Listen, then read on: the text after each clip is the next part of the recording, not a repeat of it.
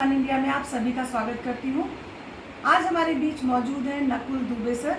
नकुल दुबे जिन्होंने अभी हाल ही में कांग्रेस ज्वाइन की है, बसपा सरकार में उत्तर प्रदेश में मंत्री रह चुके हैं और उन्होंने हाल ही में जब कांग्रेस ज्वाइन की तो उनको लेकर बहुत सारी बातें की जा रही हैं। आज हम जानेंगे कांग्रेस ज्वाइन करने के बाद उनका क्या तेवर होगा। सर, अभी स्थिति ये है कि कांग्रेस हाशिए पे है और माना जा रहा है कि ये डेड पार्टी हो चुकी है। तो यूपी में आपने ऐसा क्या देखा जो बसपा से आप बाहर आए और उसके बाद आपने कोई अन्य पार्टी ज्वाइन करने के बजाय कांग्रेस ज्वाइन की? कांग्रेस एक राष्ट्रीय पार्टी है, इससे हम मना नहीं कर सकते, लेकिन यूपी में अभी पिछले चुनाव में बहुत ख़राब स्थिति रही। तो ऐसा क्या लगा जो आपने कांग्रेस ज्वाइन की? देखिए, मैं कुछ बातें बहुत स्पष्ट तौर पर कहना चाहता हूं और इस आपके चैनल के माध्यम से अपने सभी भाइयों से निवेदन करना चाहूँगा कि कांग्रेस पार्टी हम लोगों की आत्मा है, हम लोगों के मस्तिष्क में रहती है और कोई भी व्यक्ति बिना कांग्रेस के अपने आप को पूर्ण नहीं मान सकता। हाँ, समय की बात है, कुछ लोग आए झूठ से, फरेब से और ऐसी वैसी बातें करके हम लोगों को बरगला दिया है। तो कोई बात नहीं, चक्र है बड़ा, जो झूला आपने देखा होगा कि ऊपर से चलता है नीचे आता है, तो वो चक्र इस वक्त झूला नीचे आ गया, लेकिन अब ये ऊपर उठने का उसका समय आ गया है और आने वाले समय में आपको इस संपूर्ण देश में जिस रूप में कांग्रेस को आपने देखा है उसी रूप में पुनः स्थापित होगी। काठ की आंधी एक दो बार चढ़ गई। देखिए, धोखा, झूठ, फरेब, जालसाजी, कितना कालाधन वापस आ गया। आज आ तो रहा है कि कालाधन कितना बढ़ गया स्विस बैंक में, और कालाधन वापस लाने की बात कर रहे थे, 15-15 लाख रुपए देने की बात कर रहे थे, बाद में उसको जुमला भी करने की बात किया। संस्थाओं को बेच करके राष्ट्रवाद की बात नहीं की जानी चाहिए। आप कभी राष्ट्रवाद की बात करते हो, कभी हिंदुत्व की बात करते हो, कभी मंदिरों मस्जिदों की बात करते हो। अरे, हम लोगों का ये आस्था का केंद्र आज तो चल रहा है, ये सैकड़ों सालों से चल रहा है। लेकिन जब देश आज़ाद हुआ तो आपने कुछ नियम बनाए, कुछ कानून बनाए, कुछ शर्तें लागू की, कुछ शर्तें बनाई। हम सब लोग उस नियम कानून पर बहुत ही शांत प्रिय ढंग से इस देश को आगे ले जाने का कार्य कर रहे थे, इस देश को आगे बढ़ा रहे थे। लेकिन ग्रहण लगा है, ग्रहण ज़्यादा दिन नहीं चलेगा, छटने का समय आ गया है और ग्रहण छट रहा है। कांग्रेस पार्टी पुनः इस प्रदेश और इस देश में आने का कार्य कर रही है। शीर्ष नेतृत्व की बात हमेशा उठती रही है, तो उसके बारे में आपका क्या कहना है? क्या इसमें बदलाव होना चाहिए या राहुल गांधी ही परफेक्ट चेहरा है? देखिए, शीर्ष नेतृत्व पहली बात तो वो लोग कमेंट करें या वो लोग उस पर चर्चा करें जिन्होंने शीर्ष नेतृत्व को करीब से जाना है। और शीर्ष नेतृत्व पर चर्चा करने के पहले, उस पर बात करने के पहले हम लोगों को स्वर्गीय श्रीमती इंदिरा गांधी जी के बलिदान को, स्वर्गीय श्री राजीव गांधी जी के बलिदान को, स्वर्गीय श्री संजय गांधी जी के बलिदान को, इन लोगों के बलिदानों को हम लोग को जरूर अपने दिमाग में रखना चाहिए, अपने जहन में रखना चाहिए। सोनिया गांधी जी के द्वारा किया गया त्याग, राहुल गांधी जी द्वारा राष्ट्र के लिए किया गया त्याग, प्रियंका गांधी जी जिस तरह से इस मुकाम को उठाने का प्रयास कर रही हैं, किससे छुपा हुआ है? और हम लोग नेतृत्व पर प्रश्न उठाते हैं। मैं तो कहता हूं कि हम लोग को बार बार नहीं 100 बार ये प्रयास करना चाहिए कि इस तरह का जो नेतृत्व है वो हमारे देश और हमारे प्रदेशों में रहे, ताकि हमारा देश बिखरने न पाए, टूटने न पाए, बिगड़ने न पाए, गुलाम न होने पाए, बिकने न पाए। अब तो मुझे बार बार बिकने शब्द का इस्तेमाल इसलिए करना पड़ता है कि जहाँ जाओ वहीं मोनोपोली। हर संस्थान, एयरपोर्ट पर जाइए मोनोपोली, सब्जी की दुकान पर जाइए मोनोपोली, मंडी में जाइए मोनोपोली, गल्लों की दुकान पर जाइए मोनोपोली। क्या हो रहा है? आप क्या सब कुछ गुजरात पहुंचा देना चाहते हैं क्या? इसलिए आप सबको गंभीरता से, हम सबको गंभीर होना चाहिए और इस प्रदेश को, सारे राष्ट्रों, सारे प्रदेशों को हम लोग को बचाने का कार्य करना चाहिए। वास्तव में पीड़ा होती है जो अपने स्वार्थ के लिए, अपने लाभ के लिए, कांग्रेस है क्या?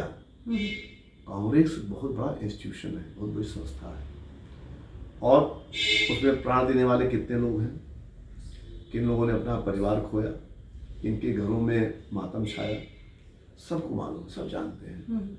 आज अगर हम ये कहें कि राहुल गांधी जी को हटा के उनको बैठा दीजिए, तो ये एक मजाक है, गंदा मजाक है, भद्दा मजाक है। राहुल गांधी जी जैसा सोच रखने वाला, आदरणीय श्रीमती सोनिया गांधी जी जैसी माँ, उनके जैसी राष्ट्रभक्त, उनके जैसी त्यागी कुछ पाना बहुत मुश्किल काम है। आपको याद होगा प्रधानमंत्री कुर्सी, एक नाम बताओ आप, पूरे देश में एक नाम बताओ। राहुल गांधी जब चाहते तब प्रधानमंत्री कुर्सी पर आए, नहीं आए। देश से प्रेम है उनको, राष्ट्र से प्रेम है। तो ऐसे लोग के नेतृत्व पे सवाल उठाना तो अपने परिवार पर सवाल उठाने की बात है। मैं कहूँगा कि एक एक व्यक्ति को, एक एक जन को, जो राष्ट्रभक्त है, जो देशभक्त है, जिसको वास्तव में अपनी माटी से प्यार है, जिनको अपनी मातृभूमि से प्यार है, उन सब लोगों को एकत्रित होकर के और उन लोगों को, आजकल तो फैशन चल गया है, राहुल गांधी, प्रियंका, मतलब मालूम पड़ता है कि जैसे ये लोग कौन हैं। ये वो लोग हैं जिनके पूर्वजों ने इस देश की आज़ादी के लिए कुर्बानी देने का काम किया, इस देश में संविधान लाने का काम किया, इस देश में तो आज़ादी के बाद की सरकारें लाने का काम किया। हम लोग आज ये तो ऐसा ही हो गया जैसे अपने माँ बाप के बारे में उल्टा बोलना। तो मैं तो यही कहूँगा और सबसे कहूँगा, गुटबाजी छोड़िए, एकत्रित होइए। आदरणीय श्रीमती सोनिया गांधी जी में, सम्मान श्री राहुल गांधी जी में, आदरणीय श्रीमती प्रियंका गांधी जी में आस्था रखते हुए, उनके नेतृत्व में विश्वास करते हुए अगर देश को बचाना है, प्रदेश को बचाना है, तो सब लोग एकत्रित होइए और उन ताकतों से लड़िए जिन्होंने ये आपके बीच में ये लड़ाई लगाई बुझाई करवाई है, जिनका काम ही है कभी मध्य प्रदेश में करा दो, कभी राजस्थान में करा दो, कभी बंगाल में करा दो, लेकिन उससे देश नहीं चलता ना। थोड़ा सा त्याग की भावना भी होनी चाहिए कि चलो वहाँ पर किसी अन्य पार्टी का राज चला, चलने दो, डेमोक्रेसी को मजबूती मिलेगी, लेकिन नहीं, हमको तो यहू चाहिए। बेचेंगे सब वो एनजीसी बेच रहे हैं, LIC बेच रहे हैं, तमाम सरकारी रेलवे कंपनियां बेच रहे हैं, सब निजी हाथों में मोनोपोली हो जाए, इसको रुकवाइए। जब 2022 में प्रियंका गांधी जी ने बहुत मेहनत की और उस जमीनी स्तर पर देखा गया, वो हर जगह पे गई, उसके बावजूद कांग्रेस का जो रिजल्ट आया वो आशाजनक नहीं था, बहुत ही निराशाजनक था। जो कांग्रेसी थे वो बहुत निराश हुए। अभी ऐसा क्या 2024 के चुनाव आने वाले हैं, समय बहुत कम है, तो उसके लिए क्या तैयारी चल रही है कांग्रेस की? देखिए, जो चक्र चलता है ना, तो चक्र हमेशा ऊपर ही नहीं रहता है, चक्र को नीचे भी आना पड़ता है। तो रिवॉल्विंग आपने देखा ही, जो झूले होते हैं तो ऊपर जाते हैं फिर नीचे आते हैं।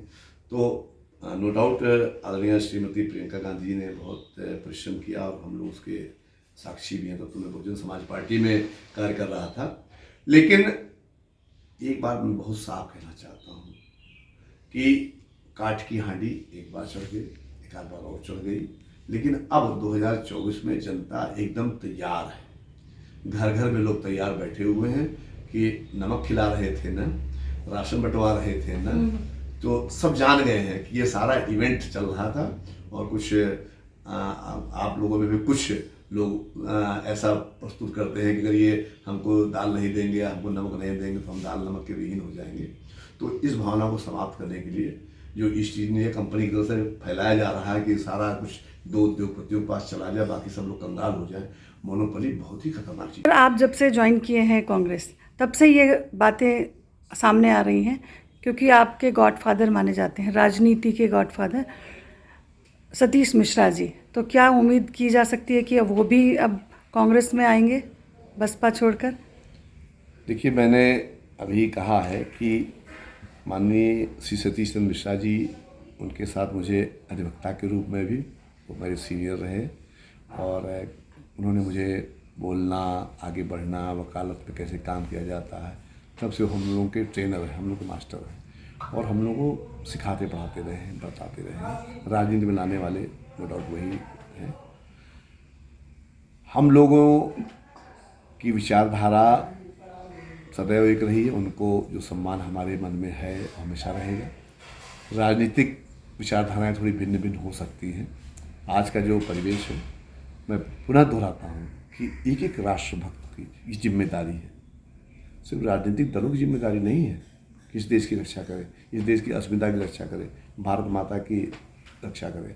एक एक व्यक्ति जो इस देश में रह रहा है, वो नमक अपना खा रहा है, वो राशन अपना खा रहा है, टैक्स की कमाई का पैसा, किसी घर का पैसा नहीं है। वो धन्यवाद देते रहें, अपनी पीठ थपथपाते रहें, चाहे वैक्सीनेशन हो, चाहे आटा दाल हो, थपथपाएं, वोट लें उसके नाम पर, लेकिन सच्चाई यही है कि वो आपकी हमारी गाड़ी कमाई का इस पैसे से जो टैक्स जमा हो रहा है उसका। लेकिन भाई अब ठीक है, जब आप इतना नीचे उतर जाते हो फोटो लगाने के चक्कर में कि वैक्सीनेशन सर्टिफिकेट तक भी अपना फोटो लगा लेते हो, तब उनके बारे में क्या कहना। लेकिन एक मैंने जैसा मैंने कहा कि इस वक्त हर व्यक्ति की जिम्मेदारी बन गई है, हमारा देश संकट में है। ब्राह्मणों की स्थिति और उच्च जाति की स्थिति की क्या बात करेंगे आप? अगर योगी सरकार में कहा गया उनको बहुत प्रायोरिटी दी जा रही है, इस बारे में आपका क्या कहना है? प्रायोरिटी प्रायोरिटी आप देख लीजिए, मैं कुछ कहूँगा नहीं। आप पिछले जब से सरकार बनी है तब से आप लिस्ट बन उठा कर देख लीजिए, किनको बनाया जा रहा है, किनको नहीं बनाया जा रहा है, किनको बैठाया जा रहा है, किनको नहीं बैठाया जा रहा है। हर जगह जोड़ तोड़ चल रहा है। यहाँ पर कोई तब रामराज नहीं रह जाता, तब वसुधैव कुटुंबकम की बात नहीं, तब उस वक्त तो सिर्फ जो है किससे कौन सा मूवमेंट करेंगे, नजर तो चारों तरफ लगी हुई है, कहाँ सरकार गिरानी है, कहाँ किसको तोड़ के लाना है। क्या तमाशा है भाई। अरे अगर आपको अपने ऊपर इतना विश्वास है तो विश्वास पे कायम रहिए, अटल रहिए। डॉक्टर, मैं बार बार मैं किसी का नाम नहीं लेना चाह रहा हूँ, लेकिन आप मुझे ऑफ द कैमरा मुझसे पूछ लीजिएगा कि ब्राह्मण समाज को आगे ले जाने के लिए जिनको जिम्मेदारी दी जाने की बात कही जा रही है, उनका पिछला बैकग्राउंड प्लीज़ चेक जरूर करिए। वन इंडिया से आपने बात की, इसके लिए बहुत बहुत धन्यवाद। उम्मीद करते हैं नकुल दुबे जी का ये इंटरव्यू आपको पसंद आया होगा। Thank you.